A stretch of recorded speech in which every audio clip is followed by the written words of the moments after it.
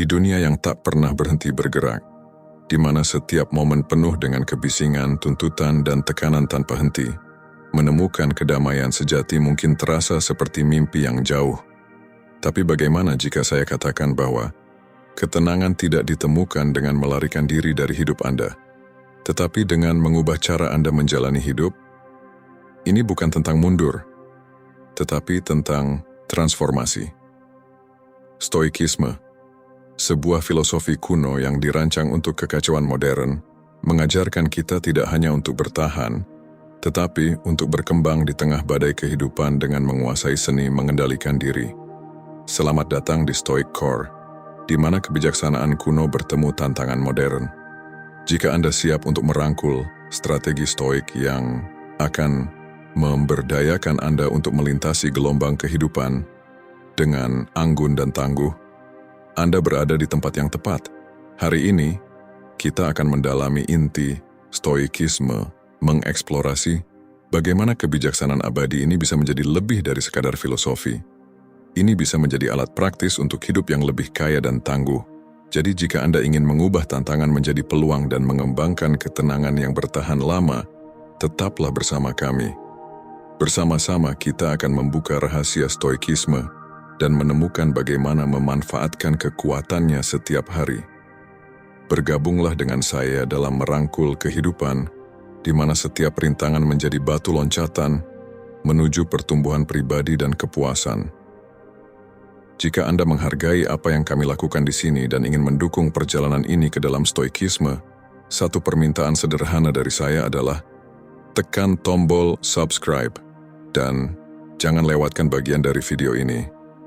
Kami telah mengemasnya dengan wawasan yang terungkap langkah demi langkah, masing-masing membangun yang sebelumnya untuk mengubah pemahaman dan hidup Anda.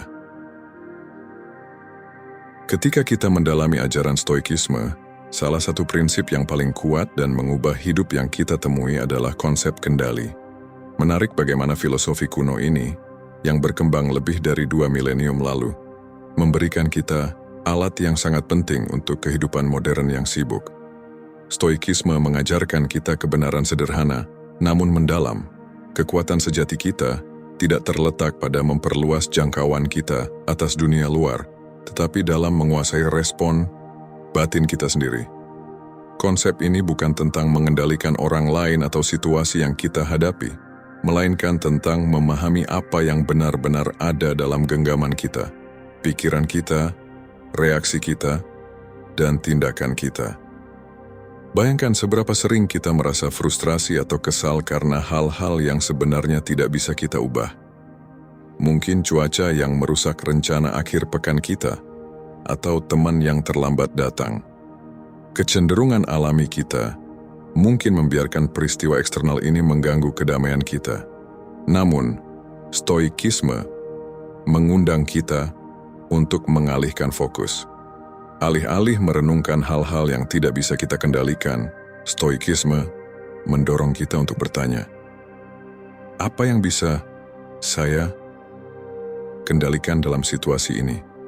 Jawabannya hampir selalu berkaitan dengan keadaan internal kita, pola pikir kita, kesiapan kita untuk beradaptasi, dan keputusan kita tentang bagaimana merespon.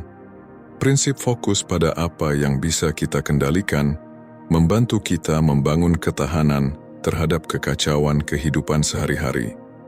Dengan memusatkan energi kita pada keadaan batin kita menciptakan semacam benteng mental yang tidak bisa ditembus oleh keadaan eksternal. Misalnya, ketika menghadapi kemacetan, lalu lintas yang membuat kita terlambat untuk janji penting, alih-alih marah dan frustrasi, stoikisme mengajarkan kita untuk menggunakan waktu itu untuk merenung, merencanakan hari kita, atau sekadar menikmati musik. Perubahan perspektif ini tidak mengubah kemacetan, tetapi secara dramatis mengubah pengalaman kita terhadapnya.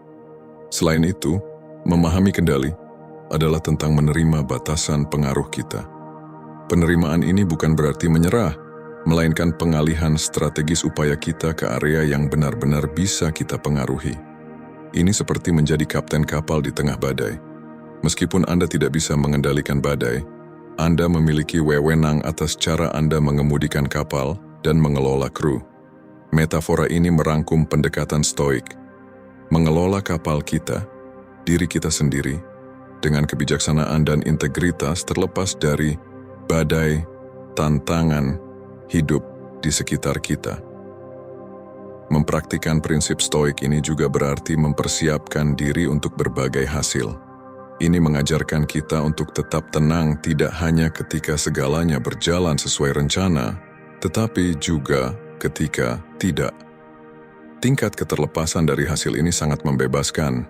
Ini memungkinkan kita untuk terlibat dalam kegiatan kita dengan usaha dan komitmen penuh, tanpa beban berat harus mendapatkan hasil tertentu untuk kebahagiaan kita. Inilah yang dimaksud stoik ketika mereka berbicara tentang indiferensi selektif. Peduli dengan tindakan dan upaya kita, sambil tidak terlalu terpengaruh oleh perubahan nasib. Pemahaman stoik tentang kendali adalah penawar yang kuat untuk stres dan kecemasan. Ini mengakar kita di saat ini, dan memfokuskan kita pada apa yang bisa kita lakukan, memberdayakan kita untuk hidup dengan niat dan ketenangan. Dengan menginternalisasi pelajaran ini, kita tidak hanya mengatasi ketidakpastian hidup, tetapi kita berkembang di dalamnya. Kita menjadi peserta aktif dalam hidup kita, memilih respons yang sejalan dengan nilai-nilai terdalam kita daripada reaktif terhadap setiap rangsangan eksternal. Merangkul praktik stoik untuk fokus pada apa yang bisa kita kendalikan tidak terjadi dalam semalam. Ini membutuhkan kesadaran, refleksi diri, dan latihan rutin. Tetapi hadiah yang diperoleh, ketenangan yang meningkat, efektivitas, dan rasa pemberdayaan yang mendalam, sangat layak diperjuangkan. Saat kita terus menjelajahi stoikisme, mari kita ingat prinsip dasar ini. Ini bukan hanya tentang membaca dan memahami filosofi stoik, tetapi tentang menjalankannya satu respons yang terkontrol dan penuh pemikiran pada suatu waktu. Dalam filosofi stoik, kebajikan bukan hanya kompas moral, tetapi inti dari kehidupan yang memuaskan. Menarik bagaimana stoikisme menyelaraskan pencarian kebajikan dengan pencarian kebahagiaan. Konsep yang mungkin tampak bertentangan dalam dunia yang serba cepat saat ini, di mana kebahagiaan sering disamakan dengan kesenangan atau kesuksesan. Tetapi para stoik melihatnya berbeda. Bagi mereka, kebahagiaan tidak ditemukan dalam pencapaian eksternal atau kepemilikan materi, tetapi dalam menjalani kehidupan yang penuh kebajikan. Jadi, apa sebenarnya yang dimaksud dengan kebajikan dalam stoikisme? Kebajikan mencakup 4 kualitas utama: kebijaksanaan, keberanian, keadilan, dan pengendalian diri. Masing-masing kebajikan ini memainkan peran penting dalam bagaimana kita menjalani hidup kita. Kebijaksanaan melibatkan pemahaman mendalam tentang diri kita sendiri dan dunia di sekitar kita. Keberanian adalah tentang menghadapi tantangan hidup dengan ketahanan dan keberanian.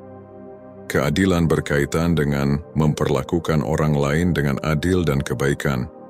Dan pengendalian diri adalah seni mengendalikan diri dan moderasi. Bersama-sama, kebajikan ini membentuk ideal stoik tentang kehidupan yang baik. Pencarian kebahagiaan melalui kebajikan dalam stoikisme secara fundamental berbeda dari kesenangan yang sering kita kejar. Stoikisme mengajarkan kita bahwa kebahagiaan sejati adalah keadaan kedamaian batin dan kepuasan yang datang dari mengetahui bahwa kita telah hidup dengan baik sesuai dengan prinsip kita sendiri. Kebahagiaan jenis ini stabil dan abadi. Itu tidak menguap ketika kondisi eksternal berubah karena didasarkan bukan pada apa yang terjadi pada kita, tetapi pada bagaimana kita memilih untuk merespons. Pendekatan ini terhadap kebahagiaan sangat memberdayakan. Ini menunjukkan bahwa terlepas dari keadaan eksternal kita memiliki kapasitas untuk mengembangkan kebahagiaan dalam diri kita sendiri dengan mengembangkan kualitas kebajikan. Pikirkan tentang implikasinya. Ini berarti bahwa kesejahteraan emosional dan psikologis kita tidak harus bergantung pada lingkungan atau situasi kita yang seringkali di luar kendali kita. Sebaliknya, kebahagiaan menjadi sesuatu yang kita bangun secara aktif melalui pilihan dan tindakan kita. Mempraktikkan kebajikan stoik juga berarti berusaha menjadi lebih baik setiap hari. Ini tentang pertumbuhan pribadi dan perbaikan diri. Misalnya, ketika kita mempraktikkan pengendalian diri, kita belajar untuk menahan diri dari dorongan yang mungkin mengarah pada kelebihan atau kerugian.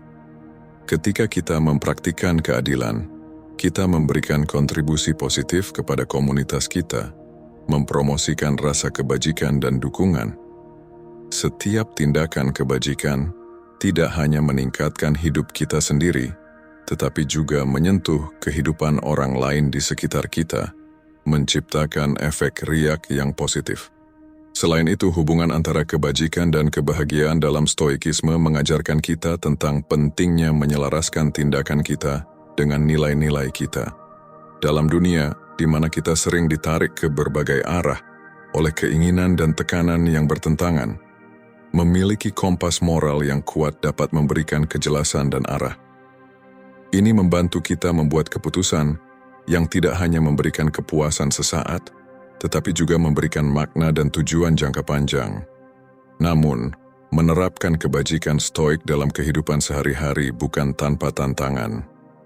Ini membutuhkan kesadaran diri yang konstan, refleksi, dan tekad untuk bertindak selaras dengan prinsip-prinsip kita. Tapi inilah intinya. Kebahagiaan sejati bukan tentang mengambil jalan pintas atau mencari kesenangan cepat. Ini adalah tentang perjalanan pertumbuhan pribadi dan integritas, di mana setiap langkah yang kita ambil menuju kehidupan yang penuh kebajikan membawa kita lebih dekat ke kebahagiaan sejati dan abadi. Saat kita merangkul ajaran stoikisme dan berusaha menghidupi kebajikan, kita membangun fondasi kokoh untuk kebahagiaan sejati. Ini adalah perjalanan yang mendalam dan mengubah hidup yang tidak hanya memperkaya hidup kita, tetapi juga dunia di sekitar kita. Teruslah bersama kami dalam eksplorasi stoikisme ini saat kita menggali lebih dalam ke kebijaksanaan yang dapat membantu kita menjalani kehidupan yang lebih bermakna, penuh kebajikan, dan bahagia. Terima kasih telah menonton. Saya harap Anda menemukan wawasan ini bermanfaat. Jika Anda menyukai konten ini dan ingin mendukung lebih banyak diskusi mendalam seperti ini, mohon tekan tombol suka dan subscribe. Jangan ragu untuk membagikan pemikiran Anda di komentar di bawah dan bergabunglah dengan komunitas kami dalam perjalanan menuju hidup yang lebih baik melalui stoikisme. Sampai jumpa di video berikutnya.